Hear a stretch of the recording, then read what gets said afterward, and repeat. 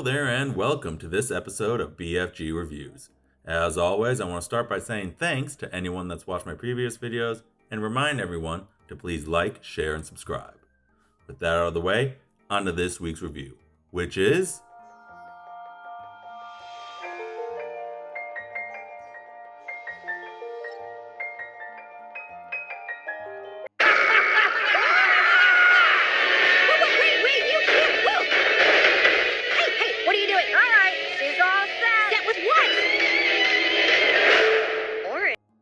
Inside Out 2.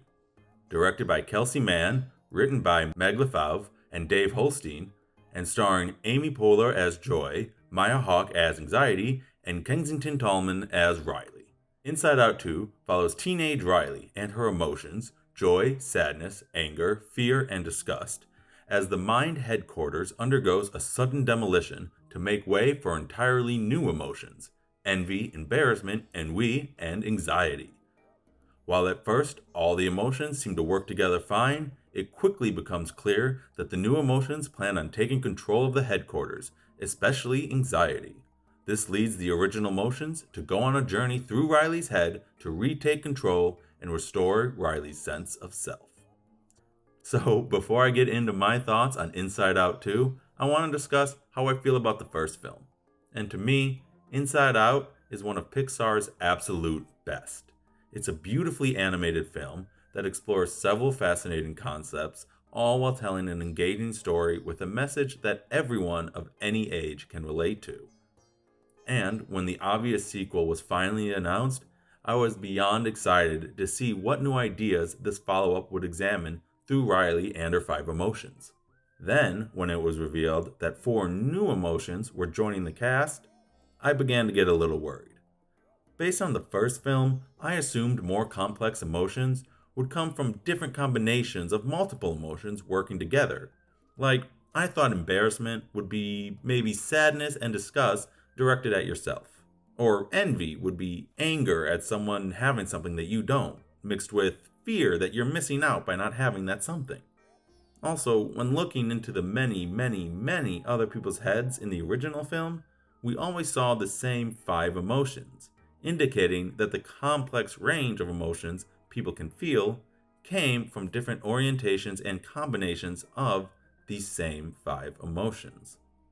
To me, that was kind of the whole point of the 2015 film, that people need to be allowed to feel multiple emotions in the same moment in order to grow and change. So, when Inside Out 2 introduces entirely new emotions, it seems like they're actively turning their back on what was established in the first film. And I feel they didn't do enough to justify these additions. But, having said that, I still had a great time with the sequel. Inside Out 2 is an enjoyable, funny, and emotional movie that again has a strong and relatable message.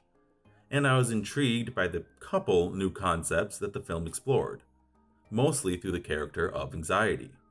Anxiety was actually the one new emotion that I thought really worked well while also not going against what was set up in the first film.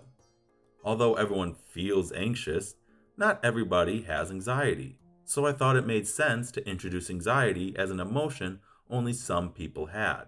The film uses anxiety tremendously well to dive into new concepts like abusive imaginations or repressed emotions. And even though I feel they were unnecessary, some of the other new emotions had some wonderful character moments, especially embarrassment, who gets a mini arc throughout the story. This film also better establishes anxiety as an antagonist, giving the OG cast and the internal conflict some clearer stakes. But having a clearer defined conflict is the only real difference between the two films, at least when it comes to what happens inside Riley's head. Both films follow Joy as she's forced to leave headquarters and return a core element of Riley that was lost. And during her journey, Joy must learn that that core element must change to allow Riley to grow. And yes, Joy does go on this journey with different emotions than she did in the first film, but again, it hits very similar beats.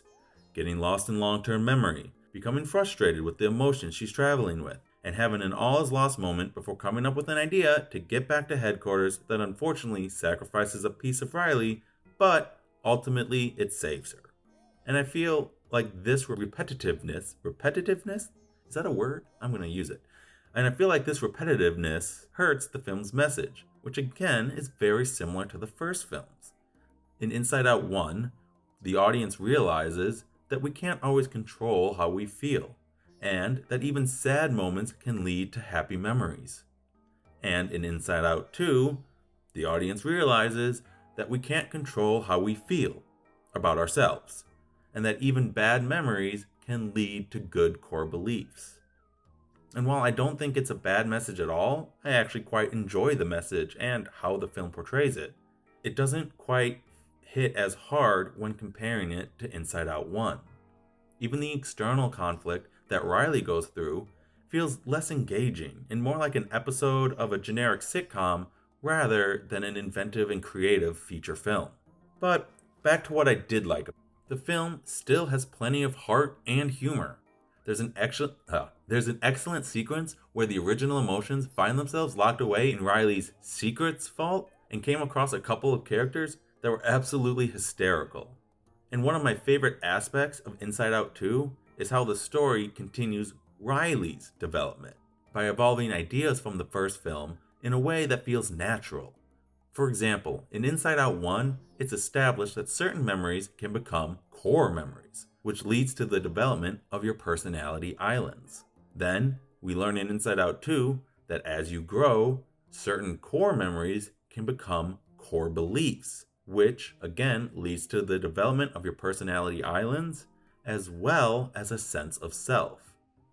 I also loved the idea that the counsel that the emotions use to affect Riley continues to advance and become more and more complicated, almost forcing the emotions to have to learn new ways to help Riley. I feel if Inside Out 2 focused more on how the characters from the first film dealt with these new developments, instead of introducing a bunch of new characters, this film would feel like more of a continuation and less of a retread. When it comes down to it, Inside Out 2's biggest issue is the existence of Inside Out 1. If this film wasn't a sequel, I think I'd feel quite different about it.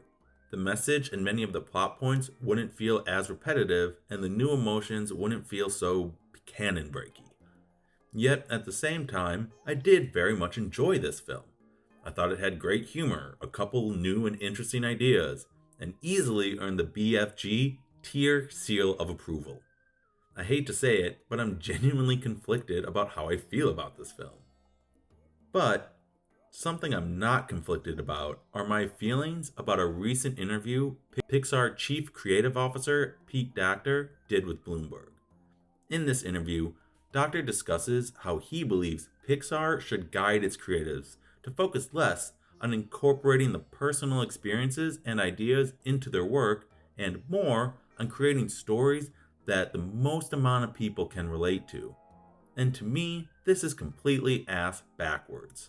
In my opinion, artists usually do their best work when their art reveals, expresses, or incorporates a piece of themselves.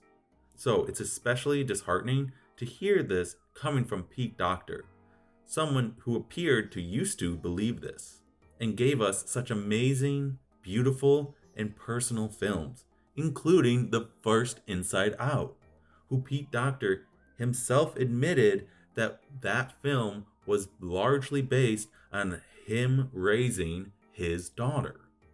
Docter continues in the interview to talk about how Pixar will likely increase its dependency on spin-offs and sequels.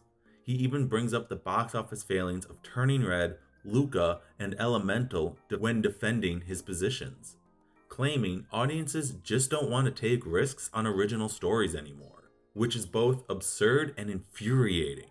First, while it's true that Elemental had the worst opening weekend for any Pixar film, by the end of its theatrical run, it had made almost $500 million and definitely turned a small profit, and was one of the most streamed movies on Disney Plus in 2023.